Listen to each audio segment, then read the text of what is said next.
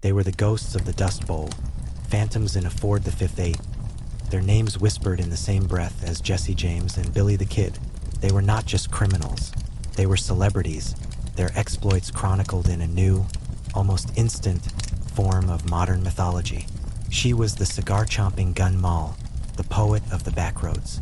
He was the handsome, baby-faced outlaw, a killer with a boyish grin. Together, they were Bonnie and Clyde, two lovers who embarked on a 2-year rampage of robbery and murder that would transform them into the most famous and most romanticized outlaws in American history.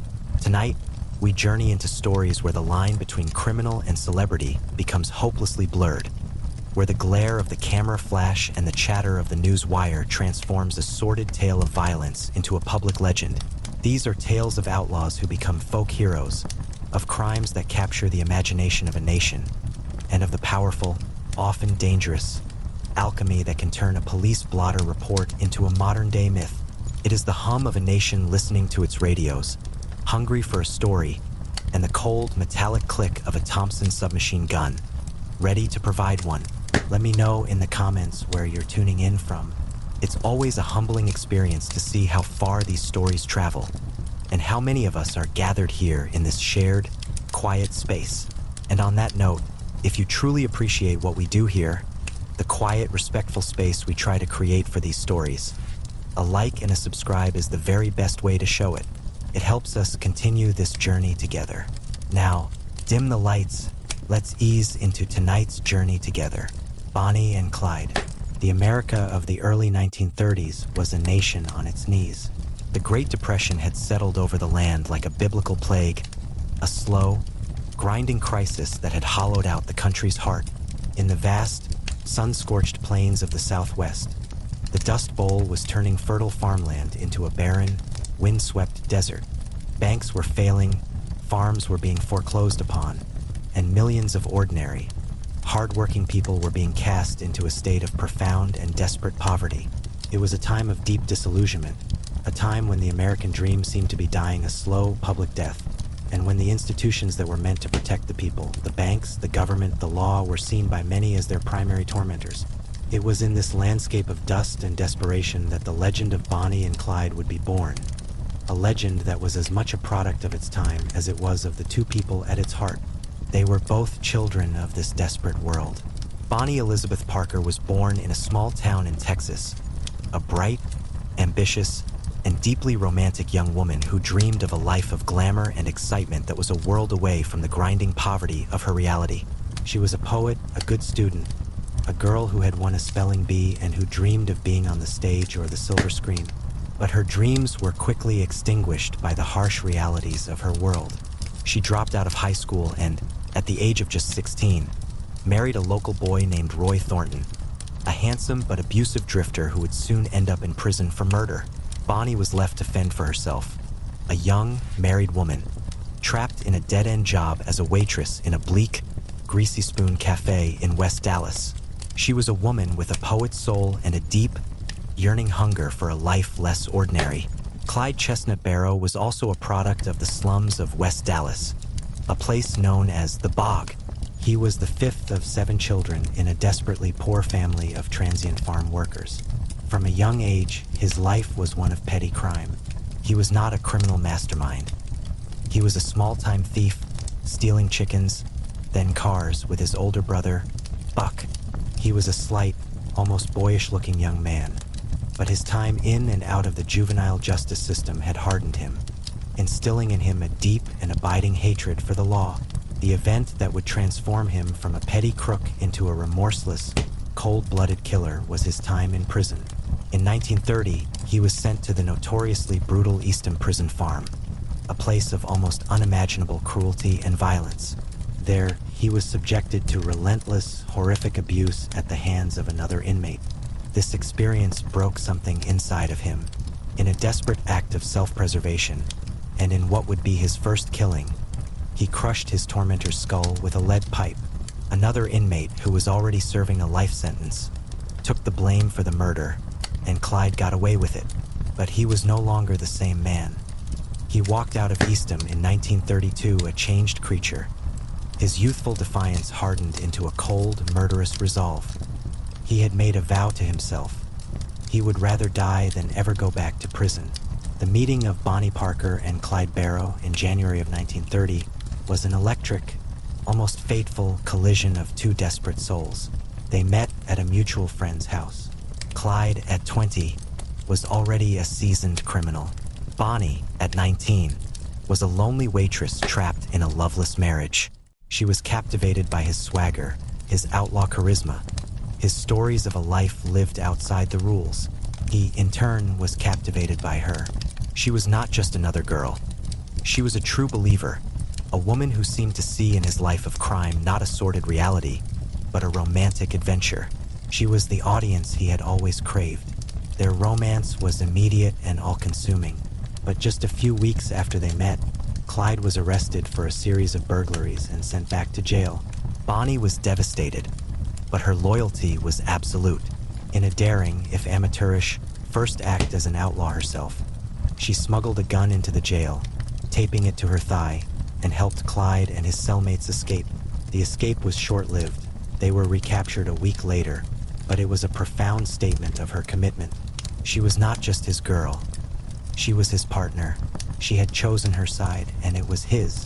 When Clyde was finally paroled from the brutal hell of Easton Prison Farm in 1932, he and Bonnie were reunited, and their infamous crime spree began in earnest. This was the beginning of the Barrow Gang, a loose, ever-changing collection of small-time crooks and family members who embarked on a 2-year rampage of robbery and violence that would cut a bloody swath across the central United States.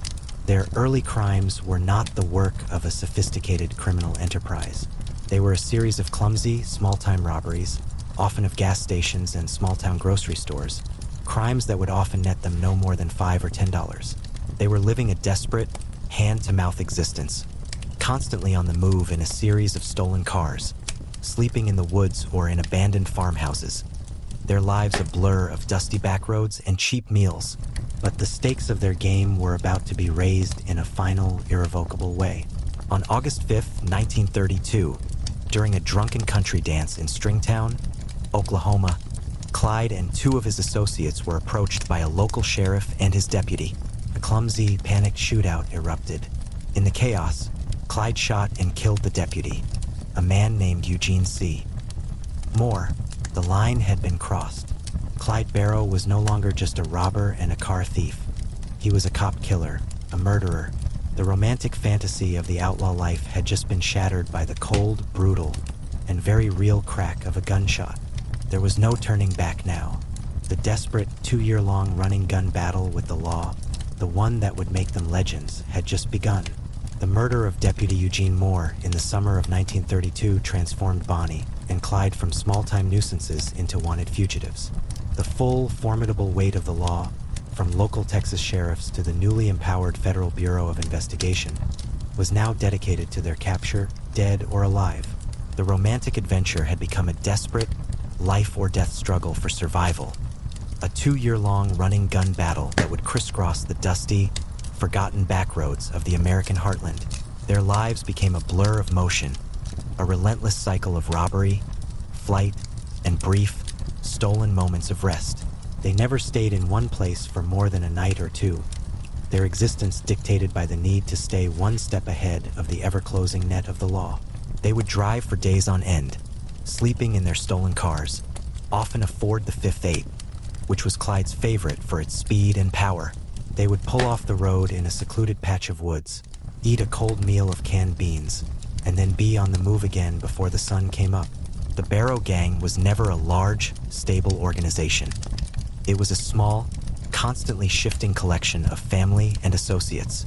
The core members for a time included Clyde's older brother, Buck, who had recently been released from prison, and Buck's high-strung, reluctant wife, Blanche.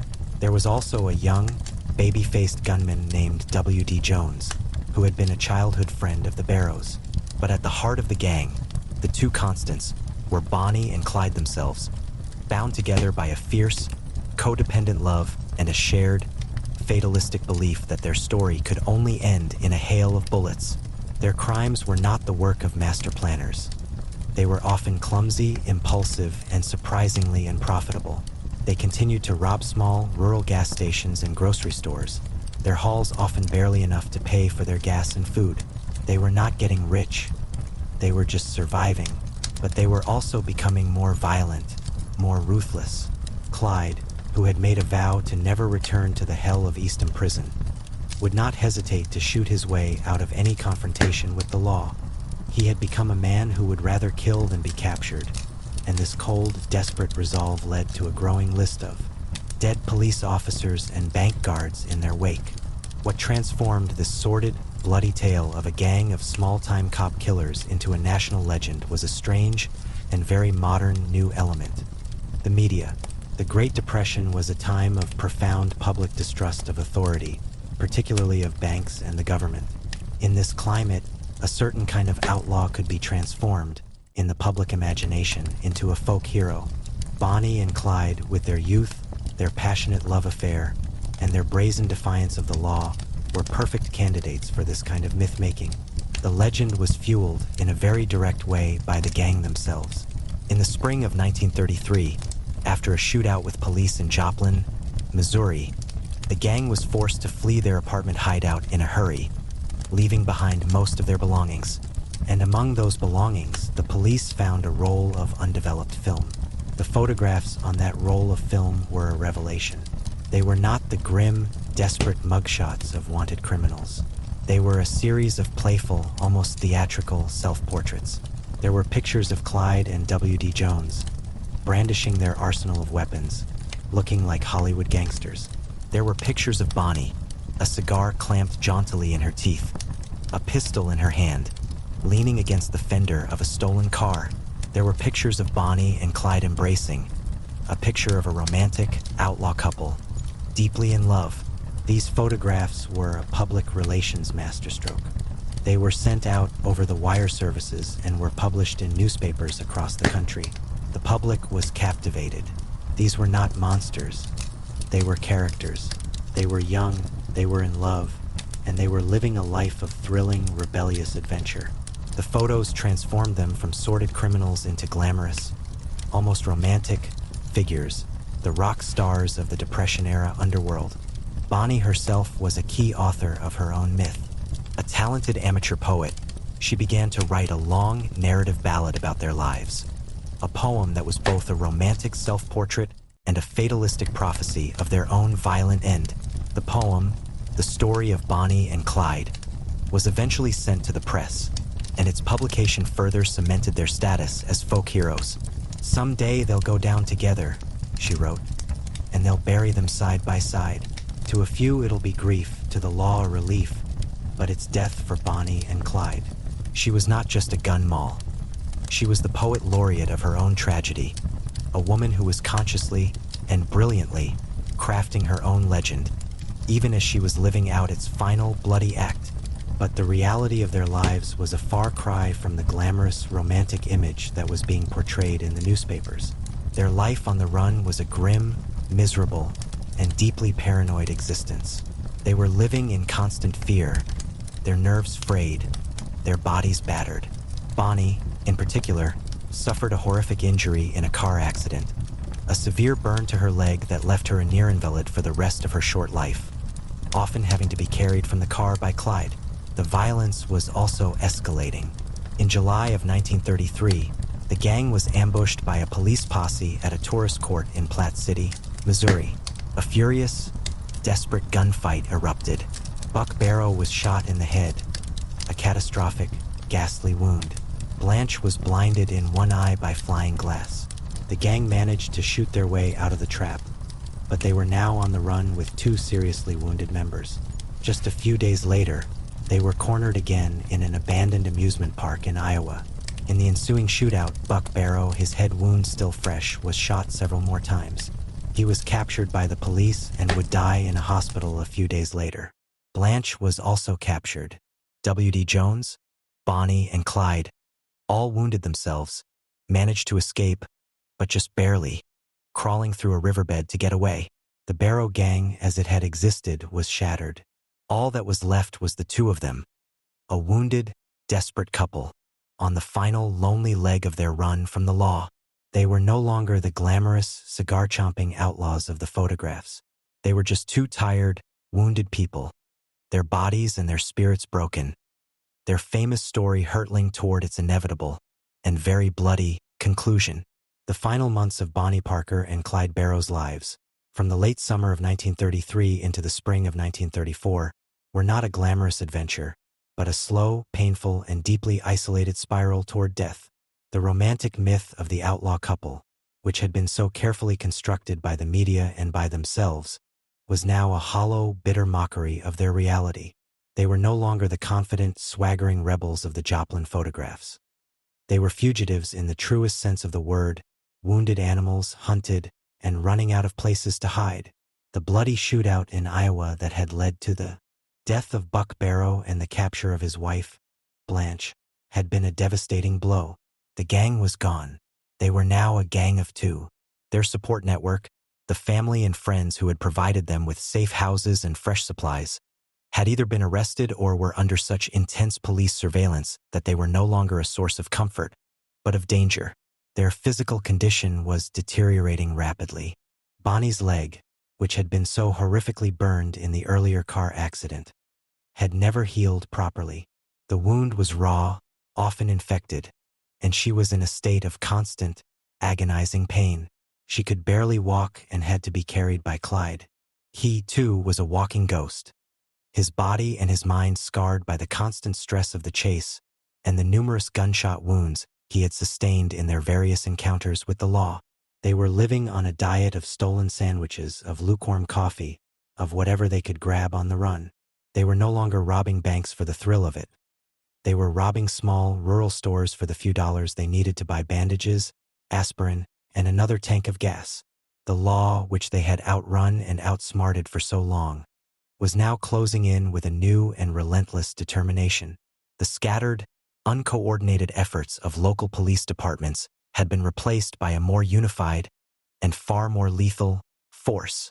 A special task force of lawmen from Texas and Louisiana had been assembled with a single, clear objective: to stop Bonnie and Clyde, not by arresting them, but by killing them.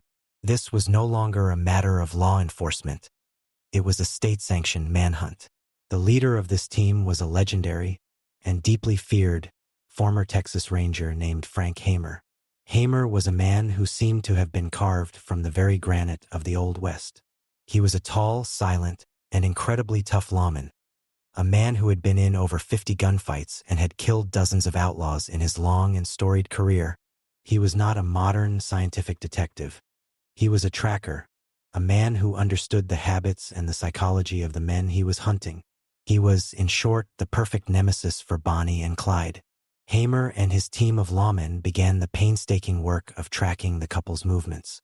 They knew that Bonnie and Clyde, for all their wandering, were creatures of habit, their movements dictated by a deep, almost gravitational, pull toward their families. They would always eventually circle back to the area around Dallas, to the home of their parents, to the few people left in the world that they trusted. Hamer decided that this loyalty would be their undoing. He would not chase them. He would wait for them. The key to his trap was another member of the Barrow gang, a young man named Henry Methvin, who had joined up with Bonnie and Clyde in their final months. Methvin had recently been involved in a shootout in which 2 more police officers had been killed, a crime that had turned the last remaining vestiges of public sympathy for Bonnie and Clyde into a wave of pure, unadulterated outrage. They were no longer seen as romantic rebels. They were seen as cold-blooded cop killers.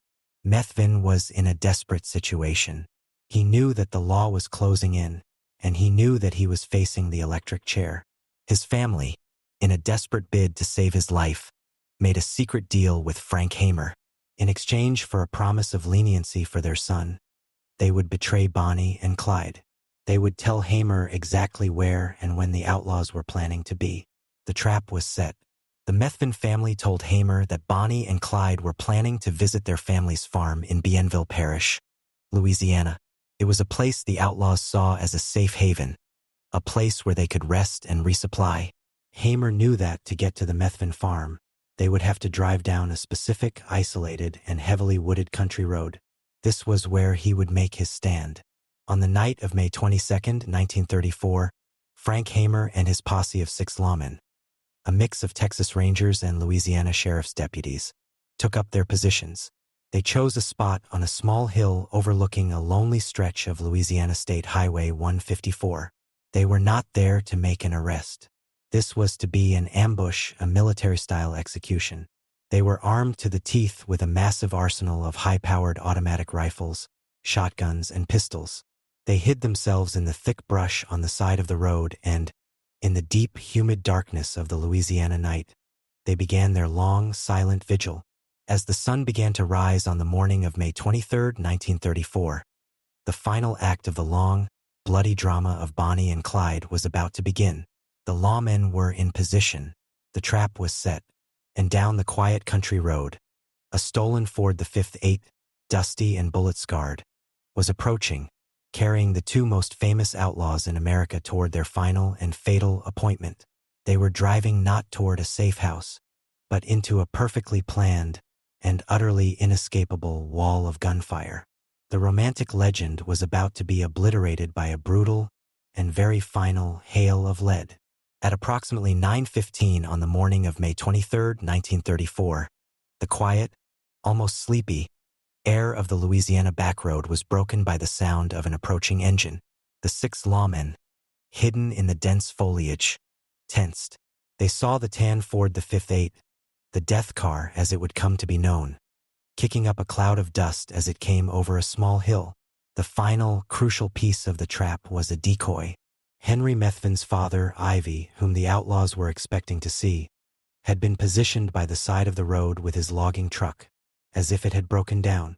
As Clyde Barrow saw the familiar figure of Ivy Methvin, he did exactly what Hamer and his men had predicted he would do. He slowed the car, pulling over to the side of the road to help his friend's father. It was a moment of trust, of camaraderie in their shared, outlaw world, and it was a fatal mistake. The car, now slowed to a crawl, was a perfect, easy target.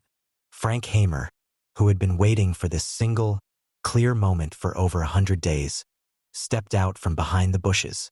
"Stick him up," he reportedly shouted, though it was a formality, not a real command. Before Clyde could even react, before he could reach for the arsenal of weapons that lay on the seat beside him, the world erupted in a deafening volcanic roar of gunfire. The 6 lawmen opened fire simultaneously, unleashing a relentless, merciless fusillade. They were not firing to disable or to arrest. They were firing to obliterate. They poured a storm of over 130 rounds of steel-jacketed bullets, buckshot, and automatic rifle fire into the thin metal skin of the Ford. The first shot, fired by one of the deputies, struck Clyde Barrow in the head, killing him instantly. But the posse did not stop. They continued to fire, riddling the car and the bodies inside with a savage, almost ritualistic intensity. Bonnie Parker, who was in the passenger seat, was reportedly eating a sandwich. She had a moment, a single horrifying fraction of a second, to realize what was happening, to let out a scream, before she too was cut down in the hail of lead. The fusillade lasted for what felt like an eternity, but was likely less than 2 minutes. When the shooting finally stopped, the silence that descended was profound, punctuated only by the ringing in the lawmen's ears and the slow, steady dripping of fluids from the sieve-like car. The air was thick with the smell of cordite and death. The scene was one of almost unimaginable carnage. The Ford the 5th was a smoking, shattered wreck, its windows blown out, its body pocked with hundreds of bullet holes. Inside, the bodies of Bonnie and Clyde were so mangled, so ravaged by the sheer, overwhelming force of the gunfire, that they were almost unrecognizable. It was not an arrest. It was an annihilation. The news of their deaths spread with the speed of a telegraph wire. The ambush site was quickly swarmed by a ghoulish, almost carnival-like, crowd of onlookers. People descended on the death car, trying to snip off pieces of their bloody clothing, to grab a lock of their hair, to steal a shell casing from the ground, a souvenir of the famous outlaw's final, bloody end. The legend of Bonnie and Clyde, which had been born in the media, was now being consumed by it, their bodies a public spectacle. Their deaths marked the effective end of the public enemy era of the Great Depression. With the fall of John Dillinger just a few months later, the age of the romantic celebrity outlaw was over, replaced by the new, more anonymous, and more organized world of the national crime syndicates. The legacy of Bonnie and Clyde is a powerful and deeply American one. They were not, in reality, the romantic Robin Hood-like figures of the legend. They were, by any objective measure, a pair of desperate, and often incompetent, criminals who left a trail of at least 13 dead men, most of them police officers, in their wake. They were not crusaders for the poor. They were killers who robbed and murdered for their own survival. But the legend, the myth of Bonnie and Clyde, has proven to be far more powerful and far more enduring than the sordid reality of their lives. They have been immortalized in songs, in books, and most famously, in Arthur Penn's groundbreaking 1967 film, Bonnie and Clyde, starring Warren Beatty and Faye Dunaway.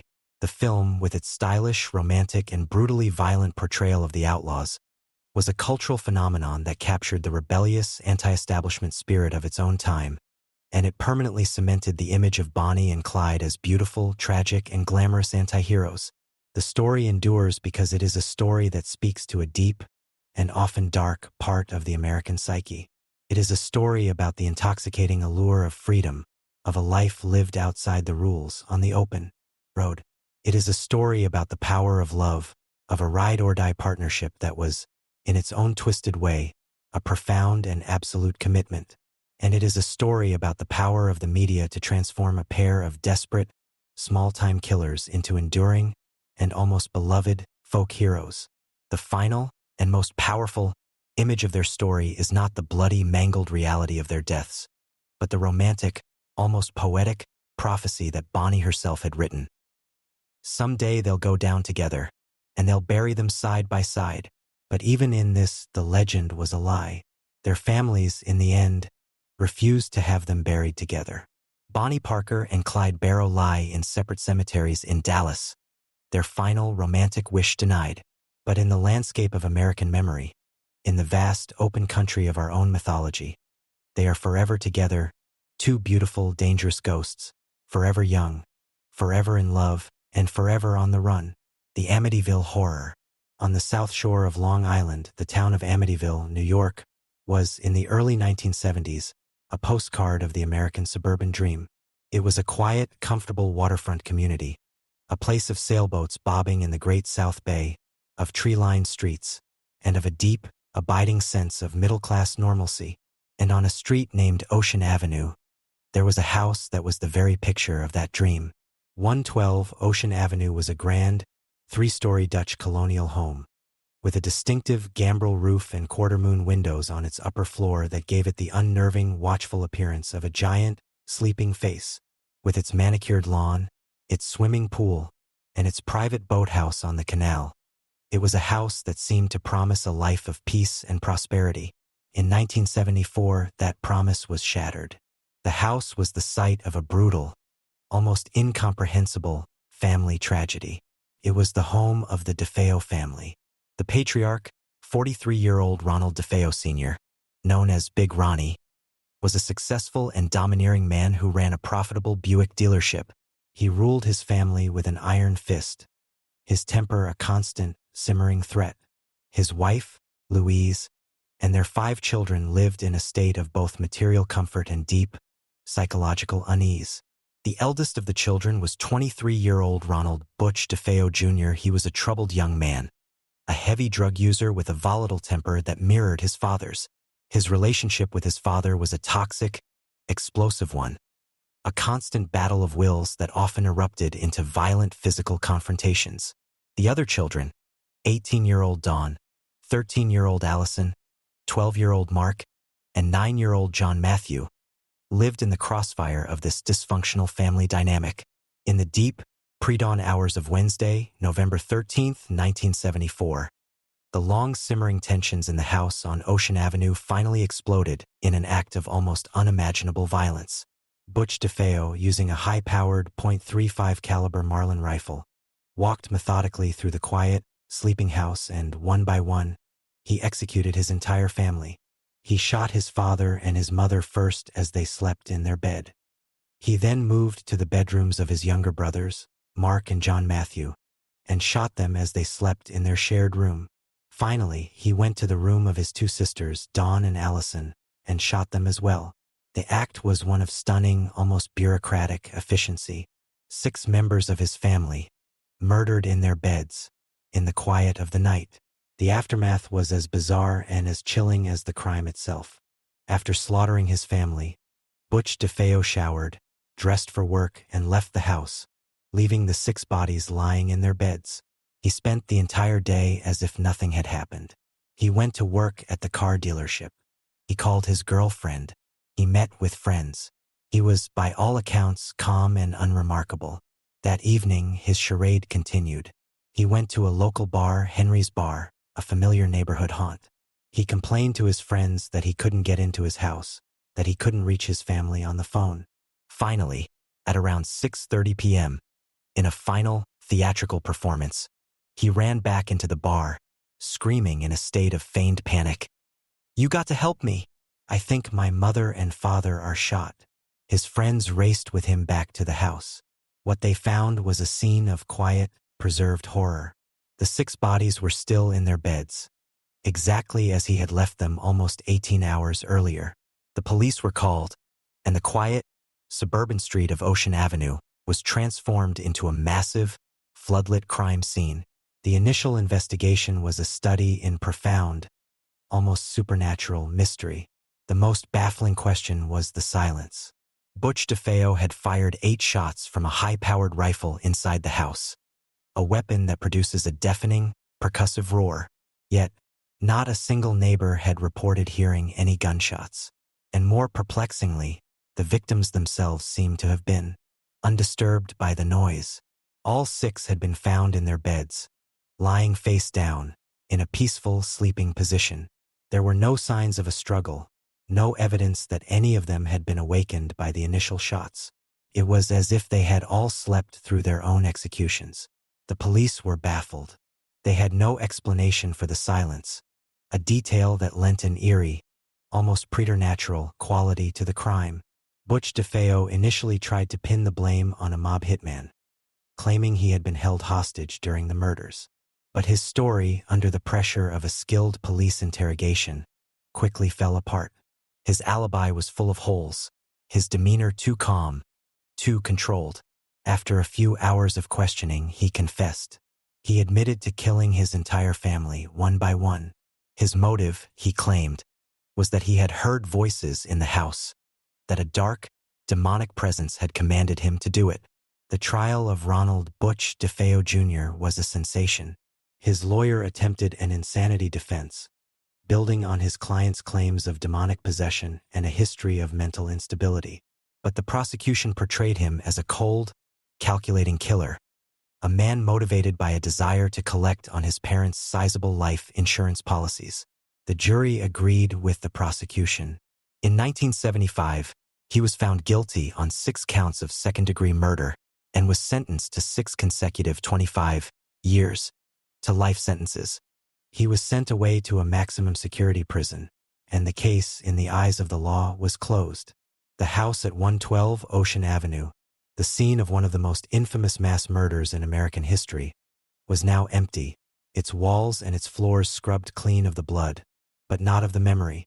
For a year, the house sat vacant, a place of dark pilgrimage for curiosity seekers, its distinctive, eye-like windows staring out over the quiet street like a silent, sorrowful witness.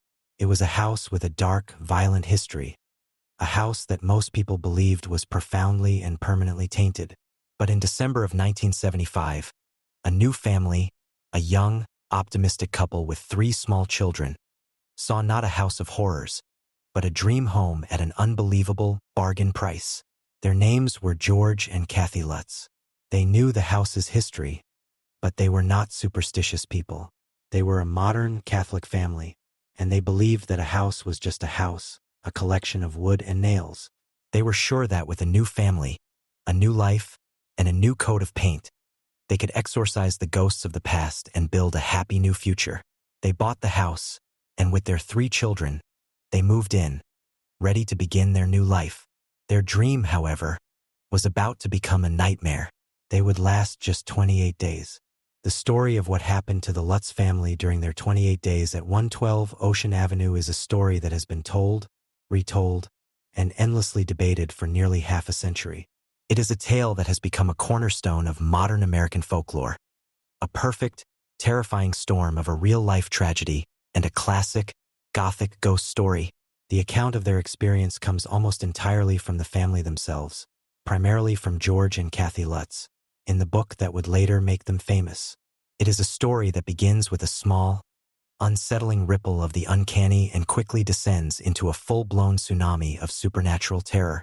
Before moving in, the Lutzes, aware of the house's dark history, decided to take a spiritual precaution. They invited a Catholic priest, a friend of the family whom they would later refer to only by the pseudonym Father Mancuso, to come and bless the house. According to their account, this was the moment the house first showed its malevolent hand. As the priest entered the home and began to sprinkle holy water, he was immediately struck by a feeling of profound, icy cold. As he made his way to the second floor, to the room that had been the bedroom of the two murdered DeFeo boys, he heard a deep, disembodied, and commanding voice boom through the silent room. "Get out!" Terrified, the priest allegedly fled the house, his blessing incomplete. He would later claim to have been afflicted by a series of strange and terrifying phenomena after his visit. A high fever, unexplained, painful blisters on his hands, and the constant, tormenting presence of the same demonic voice. He warned the Lutzes to stay away from the upstairs room, but he did not tell them the full, terrifying story of what he had experienced. Undeterred, the Lutz family moved in on December 18, 1975. The first few days were relatively quiet, but a strange, unsettling atmosphere soon began to permeate the house. The family complained of a persistent, unnatural cold, a chill that seemed to emanate from the very walls of the house, a cold that no amount of heat from the fireplace could dispel. They began to notice strange, inexplicable odors, the smell of cheap, cloying perfume or of something foul and decaying that would appear and then vanish without a trace. The family's behavior began to change. George Lutz, a normally easygoing and affable man, became sullen, withdrawn, and prone to fits of rage. He became obsessed with the house, constantly tending to the fire, his physical health deteriorating. He would wake up every single morning at 3:15 a.m., a detail that was particularly chilling, as this was believed to be the exact time of the DeFeo murders. His personal hygiene declined, and he began to bear an uncanny and growing resemblance to the photos of the killer, Butch DeFeo. Kathy Lutz also began to experience a series of terrifying phenomena. She had vivid, recurring nightmares about the murders, seeing the events unfold in horrific detail.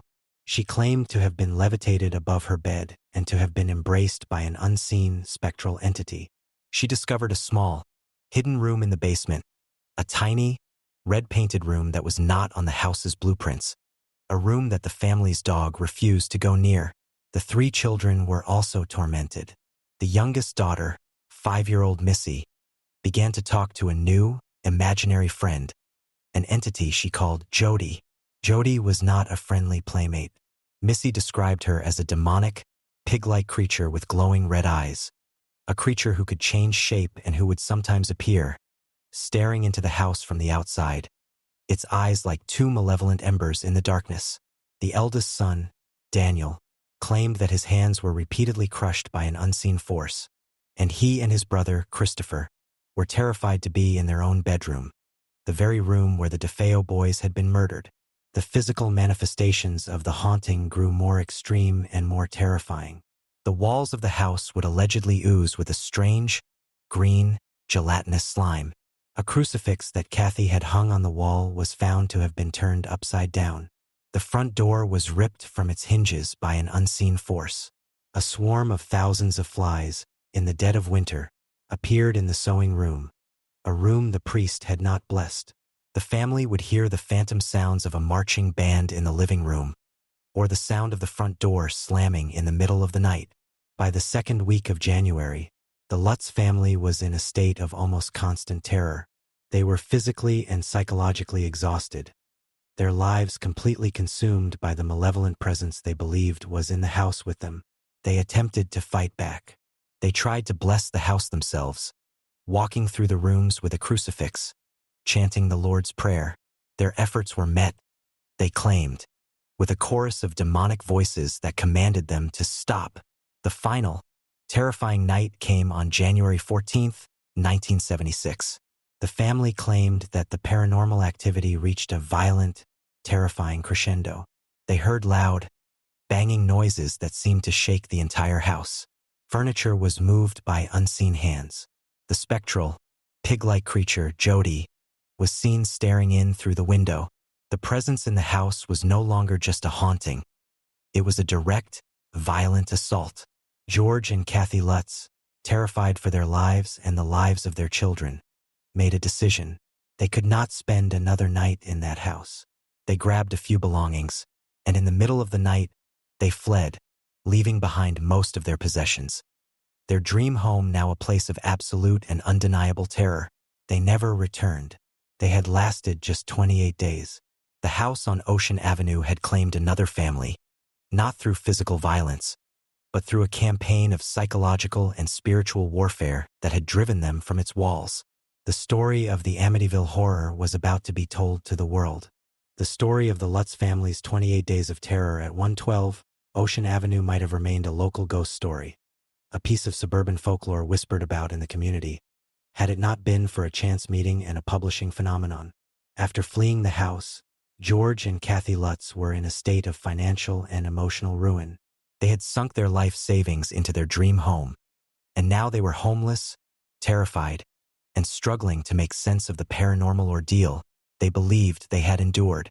They were introduced to a writer named Jay Anson, a professional author who had a background in documentary filmmaking.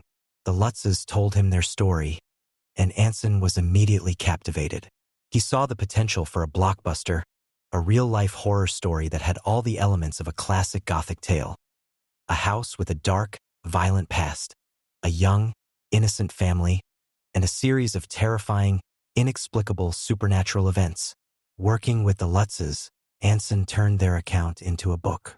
Published in 1977, The Amityville Horror, a true story, was a literary sensation.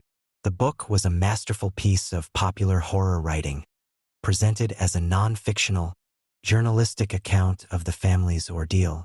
It was an instant runaway bestseller, selling millions of copies and captivating a nation that was in the midst of a cultural fascination with the occult, a fascination that had been fueled by blockbuster films like The Exorcist and The Omen. The book's power lay in its claim to be a true story. This was not fiction, the cover proclaimed. This had really happened.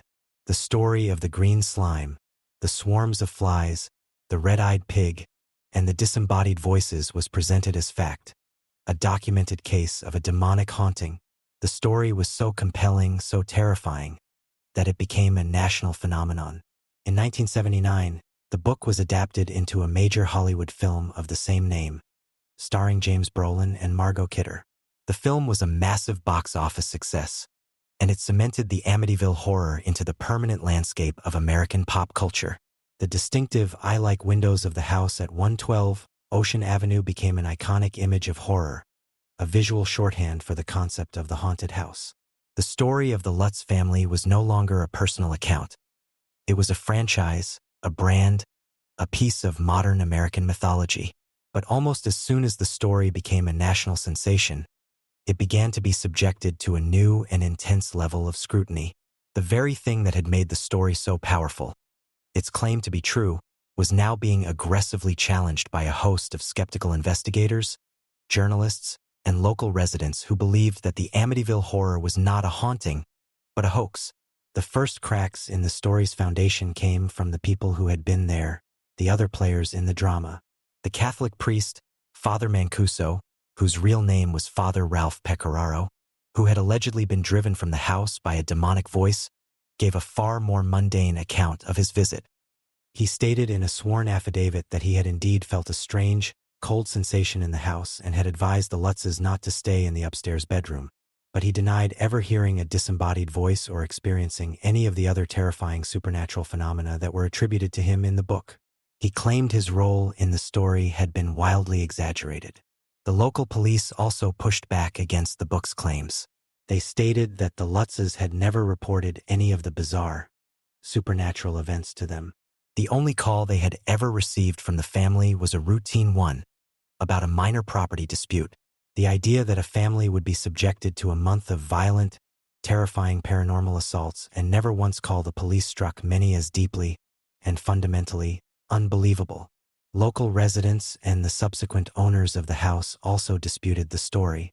The Cromarty family, who bought the house from the Lutzes and lived there for 10 years, reported absolutely no supernatural activity. They described it as a beautiful, peaceful home. They were, however, subjected to a relentless stream of tourists and curiosity seekers, a constant pilgrimage of horror fans who would peer over their fences and take pictures of the famous haunted house. In an attempt to reclaim their privacy, they even had the iconic eye-like quarter-moon windows replaced with standard rectangular ones. The most damning evidence against the Lutz's story, however, came from a surprising and deeply ironic source. The lawyer for the man who had committed the original murders, Ronald Butch DeFeo Jr. The lawyer, a man named William Weber, came forward with a shocking claim. He stated that the entire Amityville horror story was a complete and total fabrication, a hoax that he and George Lutz had concocted together over many bottles of wine. According to Weber, he had approached George Lutz with a business proposition. Weber was planning to write a book about the DeFeo case, and he believed that by adding a supernatural element to the story, they could create a far more sensational and more profitable narrative. He claimed that he and George had taken the known facts of the DeFeo murders and had systematically embellished them with a series of classic and completely fictional haunted house tropes. The cold spots, the strange smells, the demonic voices. He was, in his own telling, the co-author of the hoax. His motive for coming forward, he claimed, was that he had been cut out of the profits from the best-selling book and the hit movie. The case of the Amityville Horror was now no longer a story about a haunting. It was a story about a potential fraud.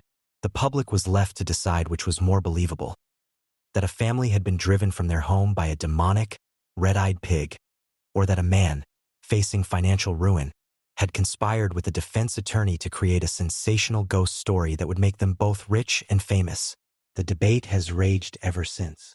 The Lutzes, for the rest of their lives, staunchly maintained that their story was true. They subjected themselves to lie detector tests, which they passed, and they never wavered from their account of the 28 days of terror they had endured. They portrayed themselves as the victims of a cynical and greedy campaign to discredit them, a campaign led by people who were trying to profit from their pain. And so, the Amityville Horror became a story with two powerful and mutually exclusive narratives. To believers, it remains one of the most well-documented and terrifying cases of a demonic haunting in modern history, a true story of a family's harrowing encounter with a profound and ancient evil. To skeptics, it is one of the greatest and most successful hoaxes of the 20th century, a brilliant and cynical manipulation of the public's fascination with the supernatural, a ghost story that was created not by a demon, but by a couple of guys over a bottle of wine. The enduring legacy of the Amityville Horror is a testament to the power of a single, well-told story to embed itself in the cultural consciousness, often becoming more real and more resilient than the facts themselves. The debate over whether the Lutz family's account was a genuine paranormal experience or an elaborate, lucrative hoax has become a permanent and central part of the legend. The case is a perfect, self-contained Rorschach test. What you believe about Amityville often reflects what you want to believe about the world, whether it is a place of unseen supernatural forces or a place governed by the more mundane and often more cynical forces of human greed. In the decades since the original book and film, the Amityville brand has proven to be remarkably durable. The story has spawned a seemingly endless franchise of sequels, prequels, and reboots, each one adding a new and increasingly fictionalized layer to the original mythology. The house on Ocean Avenue has become a character in itself, a kind of American overlook hotel, its iconic, eye-like windows a permanent fixture in the landscape of horror iconography. The actual, physical house has been sold several times, its address even officially changed to discourage the relentless stream of tourists and ghost hunters. But the legend of the Amityville Horror House is a ghost that cannot be exorcised by a new coat of paint or a new street number. The story has also had a profound impact on the field of paranormal investigation. The Lutz case was one of the first and most high-profile modern hauntings, and it was famously investigated by the celebrated and equally controversial paranormal investigators Ed and Lorraine Warren. The Warrens, who were brought in by the Lutzes during the height of the media frenzy, conducted a séance in the house. It was during this investigation that Lorraine Warren, a self-proclaimed clairvoyant, claimed to have been overwhelmed by a demonic, inhuman presence, and that a series of now-famous infrared photographs were taken, one of which appears to show a ghostly, demonic-looking boy with glowing eyes peeking from a doorway. This photograph, which the Warrens claimed was proof of the demonic presence, has become a key piece of evidence for believers. Skeptics, however, have long argued that the photo is likely a hoax, a staged picture of one of the Warrens' own investigators. The Warrens' involvement lent a new layer of paranormal credibility to the story, but it also tied the Amityville case to their own, larger, and often sensationalized universe of demonic hauntings, a universe that would later be immortalized in the Conjuring film series. But the Amityville story is not just a ghost story. It is inextricably linked to the real life and deeply human tragedy of the DeFeo family, and in a strange, symbiotic way, the haunting legend has kept the memory of the original murders alive, while also profoundly complicating the search for the truth about them. In the years following his conviction, Ronald Butch DeFeo Jr. changed his story multiple times. He recanted his initial confession, the one about the demonic voices, and began to spin a series of new and often contradictory narratives. In one version, he claimed that his mother, Louise, was the real killer. In another, and his most persistent revised story, he claimed that he had not acted alone. He alleged that his 18-year-old sister, Dawn, in a fit of rage after an argument with their father, had been the one to start the killings, and that he had only participated after she had murdered the other children. He claimed that the final, brutal confrontation had been between him and his sister, and that he had killed her in a struggle. This new narrative, that the DeFeo murders were the result of an internal family dispute that had spiraled into a massacre involving multiple shooters, was championed by some researchers who believed that the original lone gunman theory was too simplistic to explain the strange facts of the crime scene, particularly the eerie, drug-like slumber of the victims. But like the Lutz's haunting story, DeFeo's revised confession was a narrative that could not be proven, the self-serving and constantly shifting story of a convicted mass murderer. He died in prison in 2021, taking the real, full truth of what happened on that bloody November night with him to the grave. Ultimately, the story of Amityville is a story of two intertwined and perhaps inseparable mysteries. The first is the mystery of the DeFeo murders, a brutal, real-world crime whose strange, unexplained details have left room for a lifetime of speculation. The second is the mystery of the Lutz family's haunting, a story that is either a terrifying, real-life encounter with the supernatural, or one of the most successful and enduring hoaxes in American history. The two stories feed on each other. The real-life horror of the murders provides a dark, plausible foundation for the supernatural claims, and the supernatural claims, in turn, have given the DeFeo murders a kind of mythic, larger-than-life quality that they might not have otherwise had. The legacy of the Amityville horror, then, is not about finding a definitive answer. It is about the power of a story, the power of a place, and the power of a house with two watching quarter-moon eyes to become a permanent fixture in our collective nightmares. It is a story that reminds us that sometimes the most terrifying haunted houses are not the ones filled with ghosts, but the ones filled with the dark and often unknowable secrets of the human heart. And it is a story that proves that a good ghost story, whether it is true or not, is a thing that will never, ever die. The St. Valentine's Day Massacre.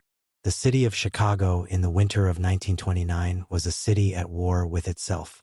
On the surface, it was a booming, modern metropolis, a city of soaring new skyscrapers, of clattering elevated trains, and of a raw, industrial energy that was the very heartbeat of the American Midwest. But beneath this veneer of progress, a second, more violent city existed, a shadowy underworld that operated by its own brutal set of laws. This was the Chicago of Prohibition, a city where the illegal but insatiable thirst for alcohol had created vast criminal empires, and where the streets had become a battlefield for the rival gangs who fought to control them. The war for control of Chicago's bootlegging, gambling, and prostitution rackets was a bloody, personal, and years-long feud between two of the most powerful and ruthless gangsters of the era. On the city's south side, the undisputed king was Alphonse Al Capone. Capone was more than just a gangster. He was a phenomenon. He was a brilliant, charismatic, and utterly ruthless CEO of a criminal enterprise that was as sophisticated and as profitable as any legitimate corporation. He was a master of public relations, cultivating an image as a kind of benevolent working-class hero, a man who was simply providing a service that the people wanted. He was known for his expensive suits, his lavish parties, and his generous tips. But beneath the charming, smiling facade was a man of almost unimaginable violence, a man who had built his empire on a foundation of bribery, intimidation, and murder. On the city's north side, Capone's primary rival was George "Bugs" Moran. Moran was the leader of the predominantly Irish North Side Gang, a crew he had inherited after the assassination of their previous leader, Dion O'Banion. Moran was Capone's opposite in almost every way. Where Capone was a shrewd, calculating strategist, Moran was a hot-headed, impulsive brawler. He lacked Capone's polish and his political savvy, but he made up for it with a kind of stubborn, almost reckless courage.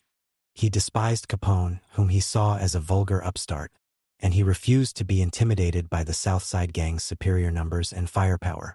The rivalry between the two men was not just business. It was personal, and it had been written in blood. The streets of Chicago had been littered with the bodies of their soldiers in a series of tit-for-tat assassinations. They had both made attempts on each other's lives. In 1926, Moran's men had famously orchestrated a spectacular daylight attack on Capone's headquarters at the Hawthorne Inn, riddling the building with over 1,000 rounds of machine gun fire. Capone, who had been in the hotel's restaurant, had miraculously escaped unharmed, but the message was clear. This was a war to the death. By 1929, Al Capone had grown tired of the war. Bugs Moran's continued defiance was a threat to his absolute control of the city, and a constant personal insult to his authority. He decided that the time had come to end the feud once and for all. He would not just kill Bugs Moran. He would obliterate the entire leadership of the North Side Gang in a single, decisive, and terrifyingly brutal stroke. He would commit an act of violence so spectacular that it would be a message to every other gang in the country. Al Capone was the undisputed and untouchable king of Chicago. The plan, which was likely hatched by Capone and his chief enforcer, a man known as Machine Gun Jack McGurn, was a masterpiece of criminal cunning. It was a plan that relied on deception, on inside information, and on a deep, cynical understanding of the routines and the psychology of their rivals. First, they needed to lure Bugs Moran and his top lieutenants to a single, contained location at a specific time. The bait they chose was the one thing their rivals could never resist: a shipment of high-quality, hijacked whiskey. Capone's men, posing as rival bootleggers, made contact with Moran's gang, offering them a prime shipment of old log cabin whiskey, hijacked from a Detroit distillery, at a bargain price. The deal was set. Moran and his men were to meet the hijackers on the morning of Thursday, February 14th, St. Valentine's Day, at their main headquarters to inspect the goods. The location was a large, unheated brick garage at 2122 North Clark Street, a building that served as the main office and depot for the SMC Cartage Company, a legitimate business that was a front for the North Side Gang's bootlegging operations. It was their sanctuary, the place where they felt safest. The heart of Capone's plan, the detail that made it so brilliant and so diabolical, was the ruse. He knew that Moran's men were hardened, experienced gangsters who would never be taken by surprise in a straightforward attack. So he would not attack them as a rival gang. He would attack them as the law. Capone's men would be disguised as police officers, conducting a fake raid. This disguise would serve two purposes. First, it would allow them to enter the garage and to disarm Moran's men without a fight. Gangsters, when confronted by the police, would almost always surrender peacefully. assuming it was just a routine shakedown, a problem that could be solved later with a bribe to a friendly judge. And second, the disguise would provide the perfect cover for their escape. Witnesses would see police officers leaving the scene of a crime and would assume nothing was amiss. The preparations were meticulous. A stolen, high-end Cadillac touring car was acquired and outfitted to look exactly like a police detective's vehicle, complete with a siren. 2 police uniforms were stolen, and a team of killers was handpicked, a mixture of Capone's own Italian-American soldiers and some outside professional hitmen, men who would not be easily recognized by Moran's crew. As the morning of February 14, 1929, dawned cold and bleak over the city of Chicago, the trap was set. Bugs Moran and his top 7 men were on their way to the garage on North Clark Street, their minds filled with the prospect of a profitable business deal. They had no idea that they were walking into their own execution, an ambush so perfectly planned and so ruthlessly conceived that it would go down in history not just as a crime, but as a massacre. On the cold, gray morning of February 14, 1929, the garage at 2122 North Clark Street was a hive of quiet, expectant activity. 7 men, all trusted members or associates of Bugs Moran's North Side gang, were gathered inside, waiting for the arrival of the promised shipment of hijacked whiskey. They were a cross-section of the Chicago underworld.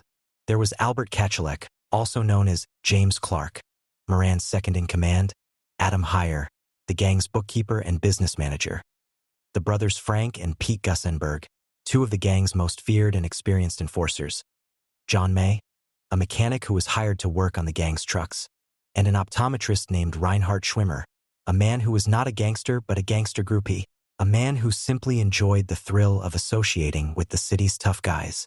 The 7th man in the garage was not a gang member at all, but a victim of a simple, fatal case of mistaken identity. His name was Johnny St. Valentine, an associate of the gang who bore a striking physical resemblance to Bugs Moran. The one man who was conspicuously not in the garage was the one man the entire elaborate trap had been designed for, Bugs Moran himself. He was late.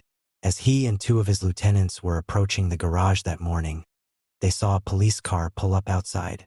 Believing it was a real police raid, a shakedown, they did the sensible thing. They ducked into a nearby coffee shop to wait for the trouble to pass. This simple, chance act of tardiness would save his life.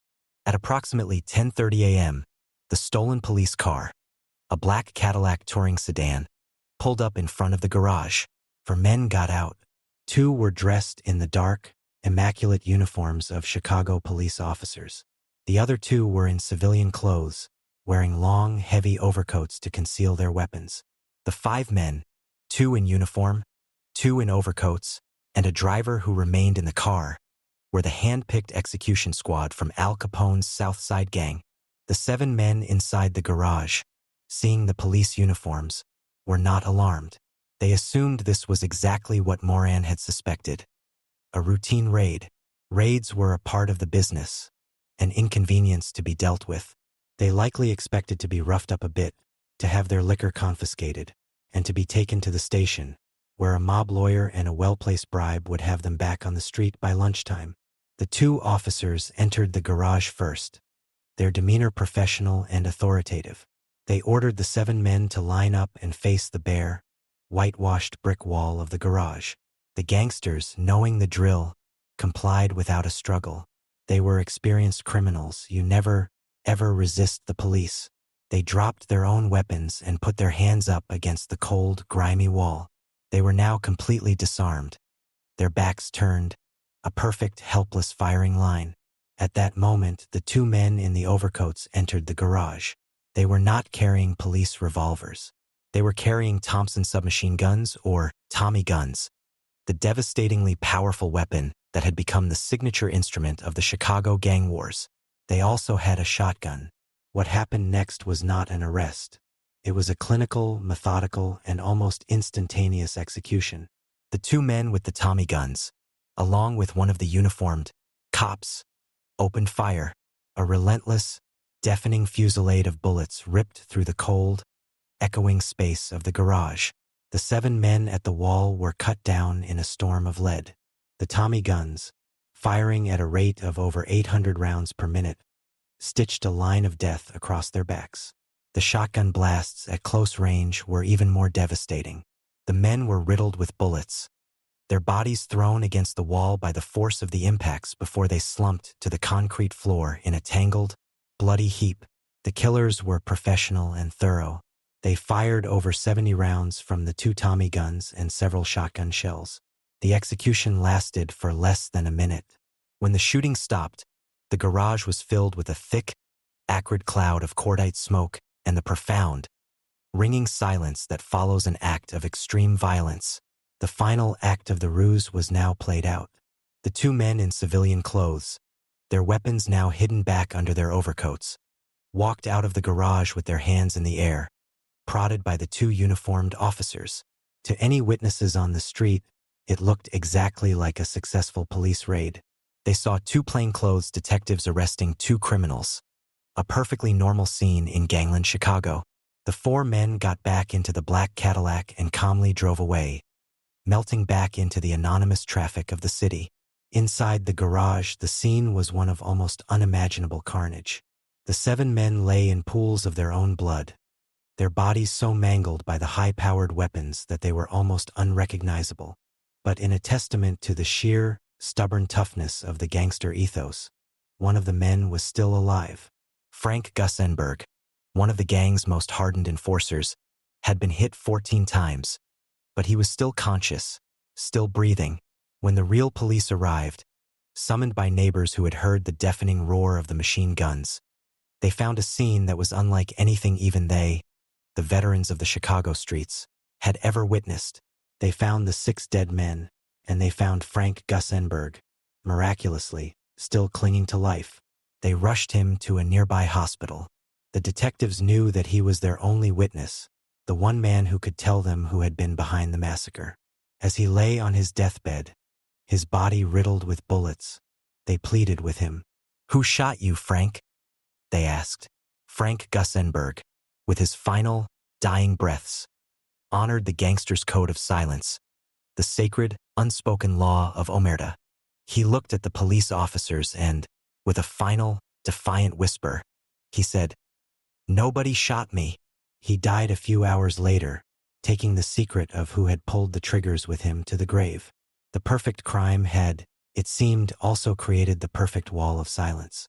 The St. Valentine's Day massacre was over, and it had left a city in shock, a rival gang in ruins, and a mystery that, in its most intimate details, would endure for decades.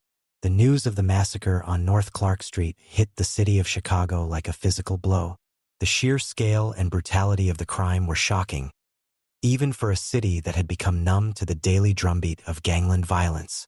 This was different. This was not a back-alley shooting or a drive-by hit. This was a cold, calculated mass execution, an act of such audacious and systematic violence that it felt like a declaration of a new, more terrifying kind of war. The press, both locally and nationally, descended on the story with a frenzied intensity.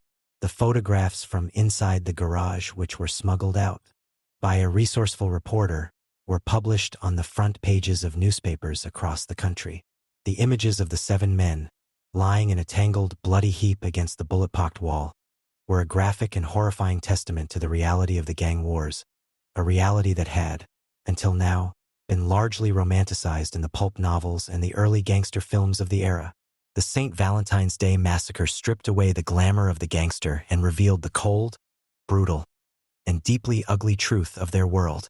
The public reaction was one of profound shock and revulsion. The massacre became a turning point in the public's perception of organized crime. The bootlegging gangs, who had often been seen as roguish, almost heroic figures who were simply providing a popular, if illegal, service, were now seen for what they truly were: ruthless, violent organizations that were tearing the city apart. The massacre created a massive public outcry and a new, powerful demand for law and order. The era of the celebrity gangster was coming to a bloody end. The investigation into the massacre was the largest and most intense in the history of the Chicago Police Department. But from the very beginning, they were faced with a series of almost insurmountable obstacles. The crime scene itself, while horrific, yielded few clues. The killers had been professional, leaving behind no fingerprints and no murder weapons. The only physical evidence was a collection of spent shell casings from the Tommy guns and the shotgun, evidence that, in the pre-modern era of ballistics, was of limited value. And then there was the wall of silence.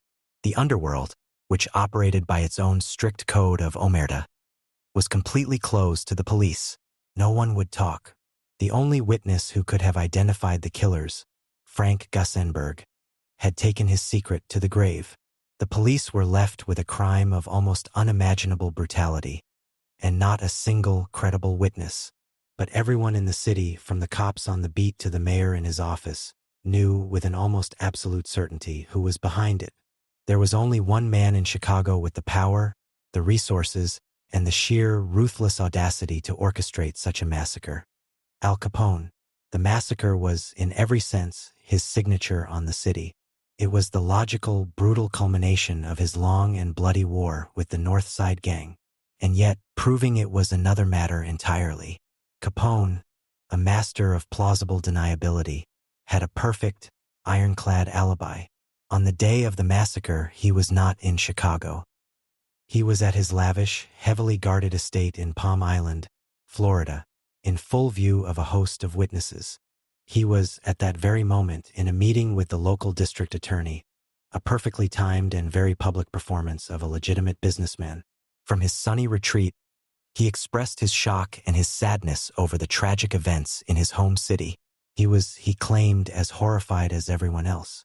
The Chicago police, knowing they could not pin the murders on him directly, tried to go after him in other ways. They launched a massive crackdown on his operations, raiding his breweries and his speakeasies. They even, in a moment of frustration, arrested him on a minor and likely fabricated charge of carrying a concealed weapon, a charge for which he would serve a brief prison sentence. But the massacre itself remained a tauntingly unsolved crime.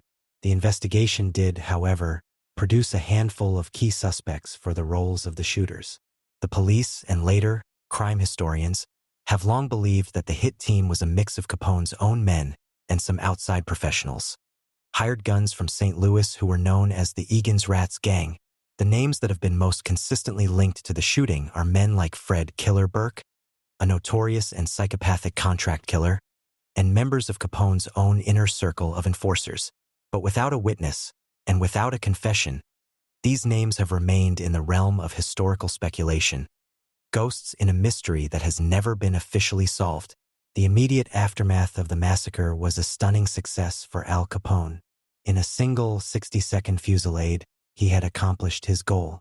He had completely and utterly decapitated the North Side Gang. With Bugs Moran in hiding, his top lieutenants all dead, and the rest of his crew in a state of terror and disarray, the North Side Gang effectively ceased to exist as a major force in the Chicago underworld. Capone now had what he had always wanted: absolute, uncontested control over the city's multi-million-dollar bootlegging empire. He was the undisputed king of Chicago, but his victory would be a short-lived one. The very act that had cemented his power would also be the one that would ultimately lead to his downfall. The St. Valentine's Day massacre was a crime of such shocking, public brutality that it changed the political and legal landscape of the country. It was a crime that the federal government could not ignore. The massacre was a national scandal, and it made Al Capone the most famous and the most wanted criminal in America. He was no longer just a local Chicago problem. He was public enemy number one, and the full, immense weight of the United States government was about to be brought down upon his head. The man who had gotten away with murder was about to be taken down by a far more mundane and far more powerful weapon: the tax code. The St. Valentine's Day massacre was the high water mark of Al Capone's brutal reign, but it was also the beginning of his end. The intense national outrage and the public branding of Capone as public enemy number one created a new level of political pressure on the federal government to act. President Herbert Hoover himself reportedly told his Treasury Secretary, "I want that man in jail." The problem was that Capone was a ghost in his own empire. He was a master at insulating himself from his own crimes. His name was not on any deed, any bank account, or any business ledger. He owned nothing, and therefore, in the eyes of the law, he did nothing. The federal government, knowing they could never convict him for murder, for bootlegging, or for any of the other violent crimes he had orchestrated, decided to pursue him on a different front. A small, elite team of investigators from the U.S. Treasury Department's Special Intelligence Unit was assembled. Their leader was a quiet, meticulous, and incorruptible agent named Elliot Ness, whose team would later be immortalized in legend as the Untouchables. While Ness and his team famously and very publicly waged a war on Capone's breweries and his fleets of illegal liquor trucks, another, quieter, and ultimately more effective war was being waged by a different set of federal agents. This was the team from the Internal Revenue Service. Led by a quiet, unassuming agent named Frank Wilson, these forensic accountants began the painstaking and deeply unglamorous work of trying to prove that Al Capone, a man who lived a life of almost unimaginable luxury, had an income, and that he had never ever paid a penny of taxes on it. For years, they sifted through a mountain of financial records, following the money, trying to find a single direct link between the vast cash flow of the criminal enterprise and Al Capone himself. It was a frustrating and seemingly impossible task. The break in the case finally came when they discovered a set of ledgers from one of Capone's gambling syndicates. In these ledgers, they found a series of entries that detailed payments to a man referred to only as L. It was the smoking ledger, the piece of evidence they needed to prove that Capone had a taxable income. In 1931, the federal government finally had him. They indicted Al Capone, the most feared and powerful gangster in America, not for murder, but for 22 counts of federal income tax evasion. The trial was a sensation. Capone, who had always believed he could bribe his way out of any problem, was stunned when the government, in a last-minute move, switched the entire jury pool, ensuring that his attempts to fix the jury were futile. He was found guilty and sentenced to 11 years in federal prison, the longest sentence ever handed down for tax evasion at the time. He was sent first to a federal penitentiary in Atlanta, and then in 1934 he became one of the first and most famous inmates at the new maximum security federal prison on the island of Alcatraz. In the cold, isolating world of the Rock, his power, his wealth, and his fearsome reputation were meaningless. He was just another inmate. His health, already ravaged by an advanced, untreated case of syphilis, began to decline rapidly. He was released from prison in 1939, a sick, broken, and mentally diminished man. He spent the last years of his life in a state of dementia at his home in Florida, a ghost of his former self. He died in 1947, at the age of 48. The man who had once ruled a city had been brought down not by a rival's bullet, but by a bookkeeper's ledger. The legacy of the St. Valentine's Day Massacre is a profound and enduring one. It stands as the single most infamous and iconic event in the history of American organized crime, a story that has been endlessly retold in books, documentaries, and films. The image of the 7 men, lined up against the cold brick wall, is a permanent, brutal symbol of the violence and the ruthlessness of the Prohibition era. The massacre was a critical turning point in the history of law enforcement in the United States. It was the event that finally galvanized the federal government to create a coordinated, national strategy to combat organized crime.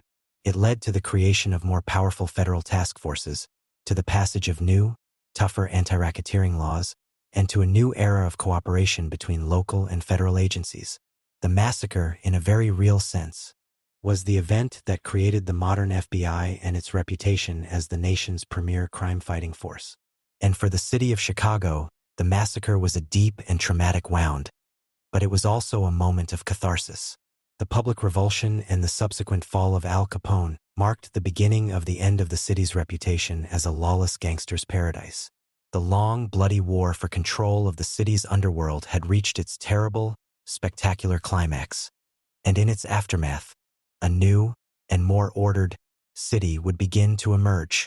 The case of the St. Valentine's Day Massacre itself remains, in a technical sense, officially unsolved. No one was ever convicted for the murders of the 7 men in that cold garage on North Clark Street. The identities of the shooters, the 2 men in the police uniforms and the 2 men in the overcoats, have never been definitively proven and have become the subject of endless historical debate and speculation. The secret of who pulled the triggers died with the men who were there. But the larger truth of the massacre has never been in doubt.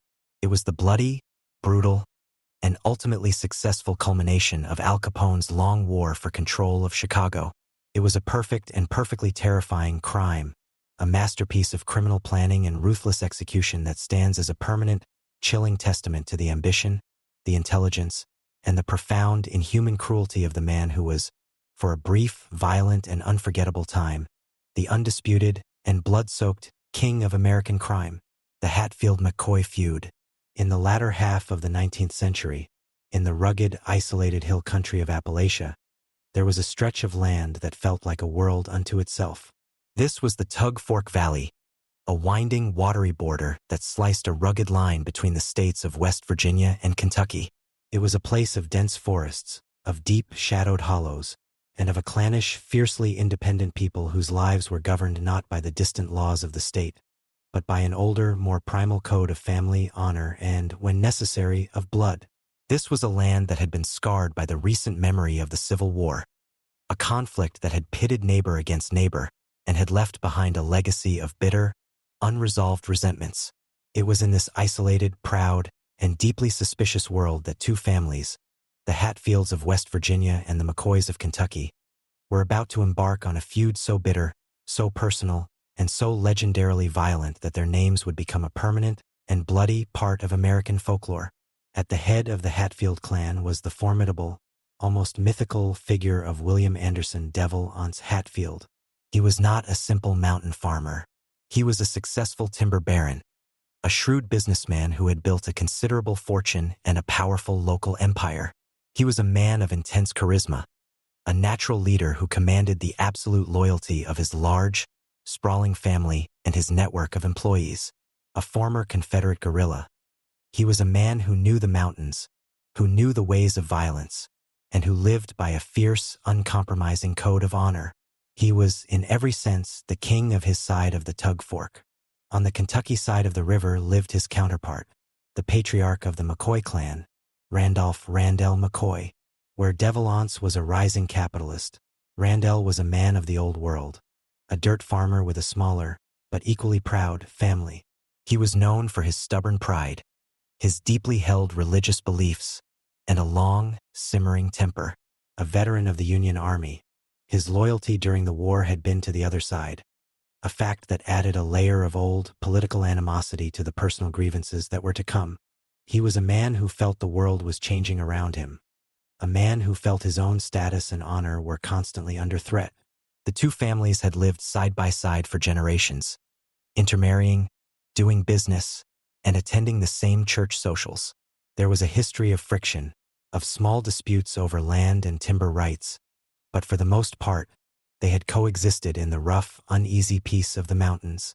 But in the years following the Civil War, a series of seemingly small, personal incidents began to act as sparks in a valley that was already filled with the dry tinder of old resentments. The most famous of these sparks, the one that has become the legendary, almost folkloric starting point of the feud, was a dispute over a pig.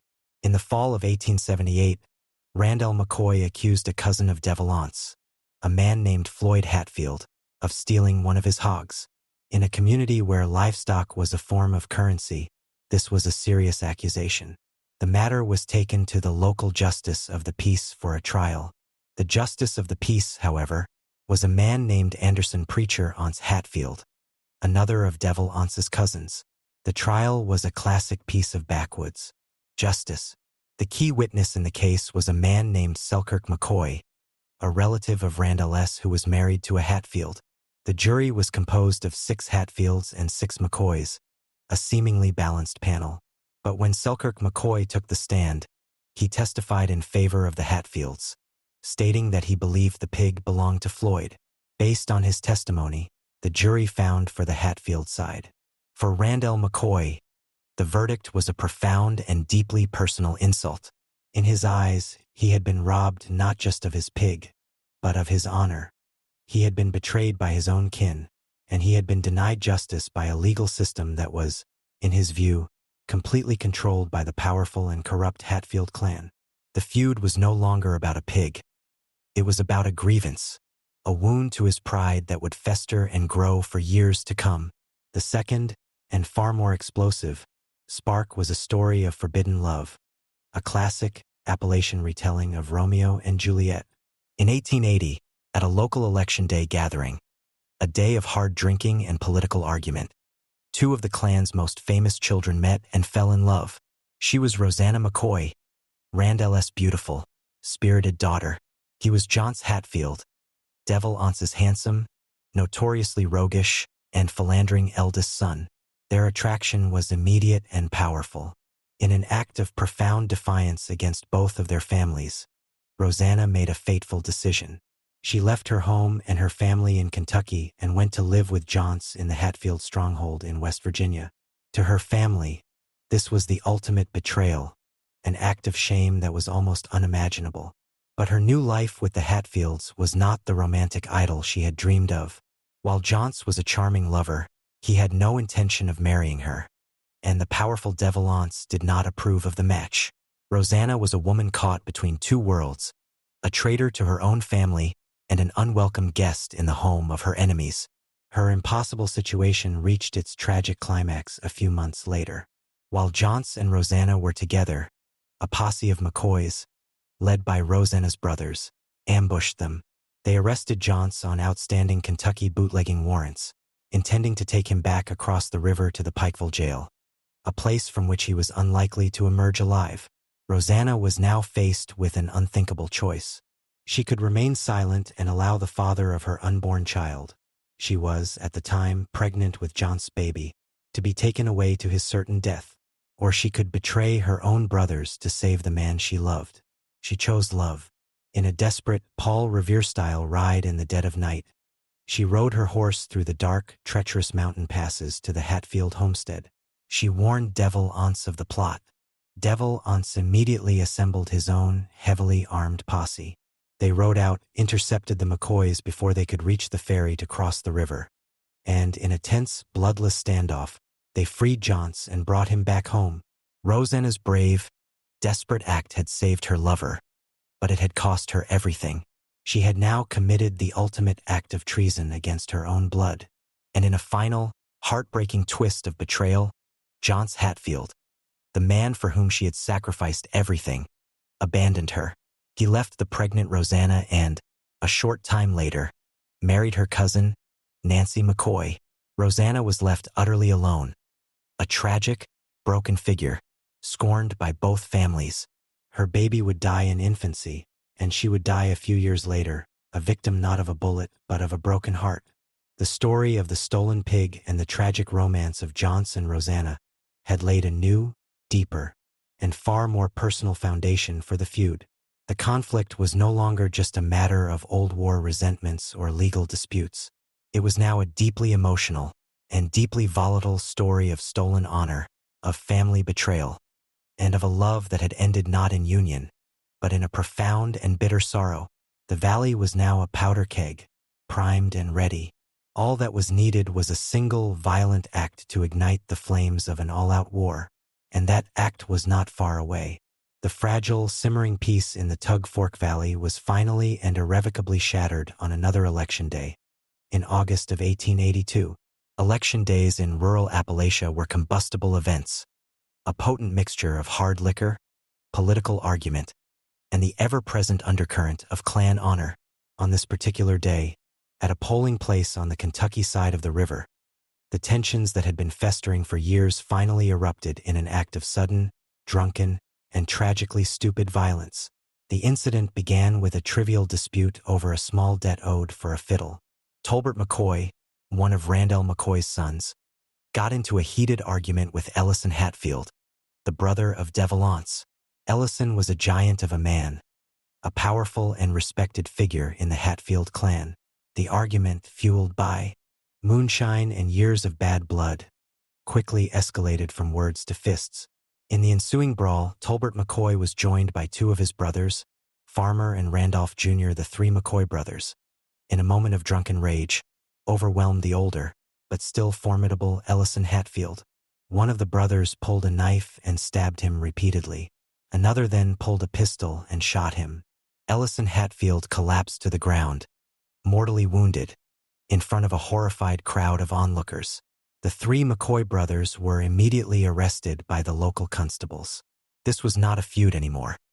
This was an attempted murder, a crime committed in broad daylight, a direct and bloody assault on the brother of the most powerful man in the valley. The news of the attack on his brother reached Devil Anse Hatfield with the speed of a lit fuse. His response was swift, decisive, and completely outside the bounds of the law. He assembled a massive, heavily armed posse of his own men. They rode down to the river, intercepted the constables who were transporting the three McCoy brothers to the Pikeville jail, and, in an act of pure vigilante force, they took the prisoners for themselves. They were now holding the three men who had attacked Ellison. They took the McCoy brothers back across the river to a small schoolhouse in West Virginia to await their fate. And their fate, Devil Anse declared, was tied directly to the fate of his brother. If Ellison lived, the McCoy boys would be turned over to the law. But if Ellison died, they would be executed. For 2 agonizing days, the three McCoy brothers were held captive, their lives hanging in the balance as Ellison Hatfield clung to life. A doctor was brought in, but the wounds were too severe. On the 2nd day, Ellison Hatfield died. The death sentence for the three McCoy boys was now sealed. On the night of August 9, 1882, the Hatfields took their prisoners from the schoolhouse. They marched them down to the Kentucky side of the Tug Fork, tied them to a series of pawpaw bushes, and, in the cold, merciless darkness of the riverbank, they executed them. They were not just shot. They were riddled with bullets, a fusillade of over 50 rounds, a brutal, almost ritualistic, act of Klan vengeance. The Pawpaw Tree Massacre, as it came to be known, was the point of no return. The feud had now escalated from a series of personal disputes and drunken brawls into an all-out, extra-legal war. The Hatfields had acted as their own law, their own judge, and their own executioner. For the McCoys, this was not just a murder. It was an act of kidnapping and a direct, violent assault on the sovereignty of the state of Kentucky. Randall McCoy, who had now lost 3 of his sons in a single brutal night, was a man consumed by a desire for vengeance. But he was outmanned and outgunned. He could not fight the Hatfields on his own, so he turned to the law. He swore out warrants for the arrest of Devil Anse Hatfield and 20 of his men, including his sons. He had the law on his side. The problem was that the law of Kentucky had no power on the other side of the river. The Hatfield clan was safe in their West Virginia stronghold, protected by a network of friendly local officials and a deep, clannish distrust of any outside authority. For the next 5 years, a state of guerrilla warfare existed along the Tug Fork. The warrants for the Hatfield posse remained unserved. The feud was a series of small, violent skirmishes, of ambushes in the woods, of shots fired across the river in the dead of night. It was a time of fear and paranoia, a period where every rustle in the trees, every unfamiliar face, carried the potential for a new wave of violence. The legal and political stalemate was finally broken in 1887 by the arrival of a new and powerful player in the drama. His name was Perry Cline. Cline was a McCoy cousin, but more importantly, he was a successful and ambitious lawyer and political operative with powerful connections in the state capital of Frankfort. He also had his own personal grudge against Devil Anse Hatfield, who he claimed had cheated him out of a valuable tract of timberland years earlier. Perry Cline saw the unresolved McCoy murder warrants as a political opportunity. He used his influence with the new governor of Kentucky, Simon Bolivar Buckner, to have the old warrants reissued and to have a special officer appointed to execute them. He also, in a move of pure political gamesmanship, managed to get a massive and largely symbolic reward offered for the capture of Devil Anse Hatfield himself. The man appointed to lead this new, legally sanctioned war against the Hatfields was a figure as ruthless and as formidable as Devil Anse himself. His name was Bad Frank Phillips. Phillips was a notorious and deeply feared lawman, a bounty hunter, a man who was, in many ways, more of a mercenary than a peace officer. He was given the legal authority to cross the river into West Virginia and to bring the Hatfields back to Kentucky to face justice, by any means necessary. The feud was about to enter its final and most bloody chapter. The state of Kentucky had, in effect, declared war on the Hatfield clan. And in Bad Frank Phillips, The McCoys had finally found a champion who was as willing to operate outside the law and as comfortable with violence as the man he was hunting. The quiet, personal war of the Tug Fork Valley was about to become a full-blown, interstate border conflict, a war that would culminate in a final, desperate, and tragic battle on a cold winter's night. With the legal and financial backing of the state of Kentucky, Bad Frank Phillips began to wage a relentless and often brutal campaign of guerrilla warfare against the Hatfield clan. He was not just a lawman serving warrants. He was the leader of a private army, a posse of McCoy family members and hired guns who saw themselves as avenging angels, empowered by the state to bring their own form of justice to the West Virginia hills. Throughout the fall and winter of 1887, Phillips and his men conducted a series of daring cross-river raids into Hatfield territory. They were not just trying to arrest the men named in the warrants. They were conducting a campaign of terror designed to break the will of the Hatfield clan. They ambushed Hatfields on lonely mountain roads. They engaged in firefights with Hatfield sympathizers, and they dragged their captives back across the Tug Fork to the jail in Pikeville, Kentucky. The most significant of these raids resulted in the capture of 9 Hatfield men, including Wall Hatfield, Devil Ance's brother. But the biggest prize, Devil Ance himself, remained elusive. He was too cunning, too well protected, and he knew the mountains too well to be easily trapped. The escalating, state-sanctioned violence plunged the Tug Fork Valley into a state of almost complete anarchy. The conflict was no longer a feud between two families. It was a border war between two states. The governor of West Virginia was outraged by what he saw as an illegal invasion of his state's sovereignty by a band of Kentucky thugs. He threatened to call out the militia. The governor of Kentucky, in turn, refused to back down. The Hatfield-McCoy feud had become a national story, a sensational tale of backwoods violence that was now threatening to erupt into a full-blown, interstate constitutional crisis. Back in the valley, Devil Ance Hatfield, a man who was now a fugitive in his own home, his family being hunted and his power being challenged, decided that the time had come for a final, decisive, and retaliatory strike. He would not just fight back against Frank Phillips and his posse. He would go after the heart of the matter. He would go after the man who had started it all, Randall McCoy. He would end the feud by eliminating the patriarch of the rival clan. On the cold, moonless night of January 1st, 1888, Devil Ance assembled a war party of his most trusted men, led by his hot-headed and ruthless uncle, Jim Vance, and his own son, Johnce. They crossed the Tug Fork into Kentucky, their faces grim, their rifles loaded. Their destination was the small, isolated cabin of Randall McCoy. They surrounded the cabin in the dead of night and, without a word of warning, they opened fire. A relentless volley of bullets ripped through the thin, wooden walls of the small house. Inside, the McCoy family was jolted from their sleep into a nightmare. Randall, his wife Sarah, and their remaining children scrambled for cover. The sound of the gunshots a deafening, terrifying roar. Randall McCoy, a man who was no stranger to a fight, began to fire back from a window, trying desperately to hold off the attackers. But the Hatfields were determined to finish the job.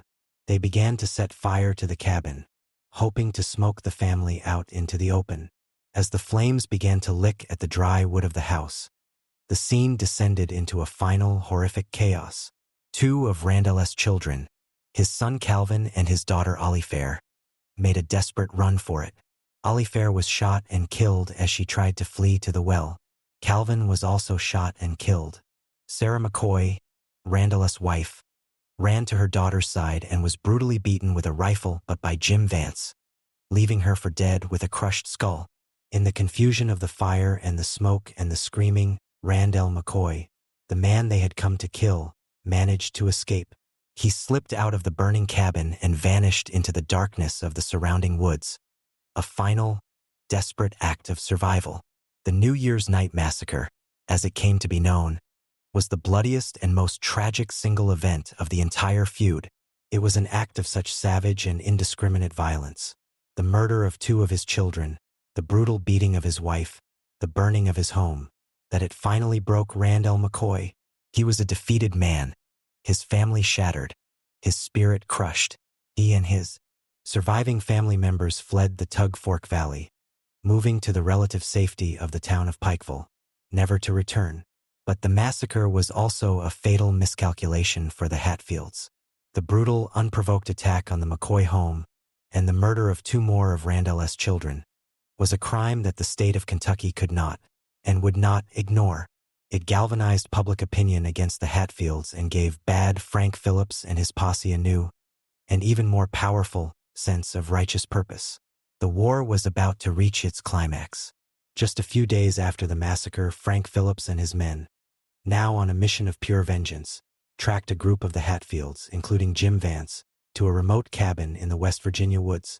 A furious, pitched gun battle ensued, which would become known as the Battle of the Grapevine Creek.